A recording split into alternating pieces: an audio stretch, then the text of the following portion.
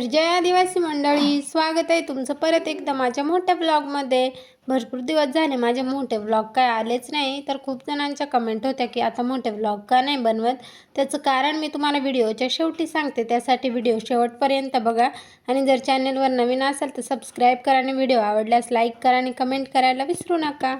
तर चला मग सुरुवात करते मी तुम्हाला माझी रिअल लाईफची कहाणी सांगायला. तर जेव्हापासून मी व्लॉगिंग सुरू केले तेव्हापासून मला भरपूर जण बोलत आहे की निकिता, तुझं खरं आयुष्य असं आहे का? तू तर रील्सवर खूप भारी राहायचीस, रील्स खूप छान बनवायची, मग आता असं का करतेस? का फक्त ब्लॉगिंगसाठी अशी राहतेस? तर असं काहीच नाही आहे.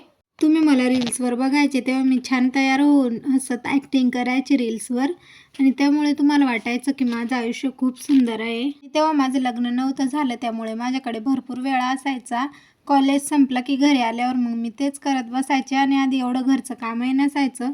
पण लग्नानंतर जसं प्रत्येक मुलीचं आयुष्य बदलतं तसंच माझंही बदललं, आणि म्हणून मग माझ्यावर जबाबदारी, नवीन घर, नवीन माणसं, सगळं काही नवीन होतं माझ्यासाठी. आणि नंतर मग रील्स बनवायला तेवढा वेळही नाही भेटायचा. कधीमधी भेटला तर मी बनवायचे रील्स, पण जसा वेळ भेटायचा तसा. आणि त्यानंतर मग माझ्या बाळाचा जन्म झाला आणि मग त्याची पण जबाबदारी आली माझ्यावर. मग त्यात अजूनच वेळ नाही भेटायचा. त्याला दूध पाजणं, त्याला खेळवणं, त्याला झोपवणं, त्याची काळजी घेणं, त्याचं सर्व काही माझ्यावर आलं. आता खूप जण म्हणतात की बाळ झोपलं की व्हिडिओ बनवायच्या ना, पण प्रत्येक आईलाच माहीत असते तिची जबाबदारी. कधी तर तिला जेवायलाही वेळ भेटत नाही. तिची सर्व घरची कामं नाही केली तर कोण काय बोलणार तर नाही ना, असं तसं. मग त्याच्यामुळं मला रील्स बनवायला आता वेळच भेटत नाही. आणि मग म्हणून मी विचार केला की आता आपण रील्स नाही बनवू शकत, पण आपली व्लॉगिंग जर्नी तर आपण सुरू करू शकतो. आपलं खरं आयुष्य काय आहे ते आपण ब्लॉगिंगमधून तर दाखवू शकतो ना. आणि त्यामुळे मग मी व्लॉगिंग सुरू केलं.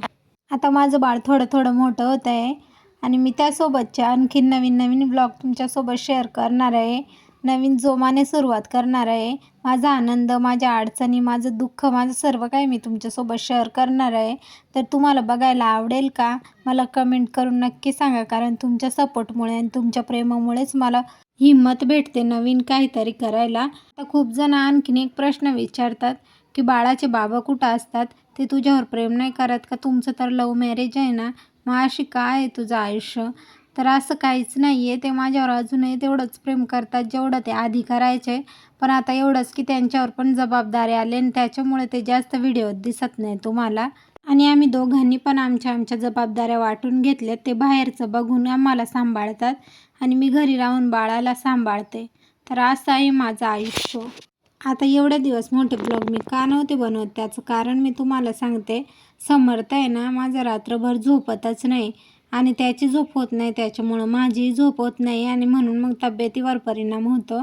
त्यामुळे एवढे दिवस मी मोठे ब्लॉग नव्हते बनवत आणि माझी तब्येत पण बरी नव्हती. आणि दुसरं कारण म्हणजे माझा मोबाईल खराब झालेला, त्यामुळे मला काही शूट करायला जमायचं नाही. समर्थच्या पप्पांनी 4-5 दिवस मोबाईलच्या दुकानात नेऊन ठेवलेला, तेव्हा तो व्यवस्थित करून आणला आणि तेव्हा मी मिनी व्लॉगला सुरुवात केली. आणि म्हणून माझे मोठे व्लॉग काही एवढे दिवस आलेच नाही. पण आता तुम्हाला माझे मोठे व्लॉग जर बघायचे असतील तर मला कमेंट करा की कोणत्या प्रकारचे तुम्हाला माझे व्लॉग बघायचे आहेत. त्यासाठी मी तुमच्यासाठी नवीन नवीन ब्लॉग घेऊन येईन. माझा आनंद, माझं दुःख, माझ्या अडचणी सर्व काही मी तुमच्यासोबत शेअर करेल. आणि तुम्ही जर अजूनही माझ्यासोबत असाल ना, तर मला कमेंटमध्ये लिहा की आम्ही अजूनही तुझ्यासोबत आहोत.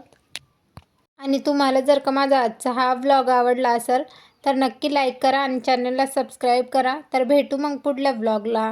चला, बाय बाय.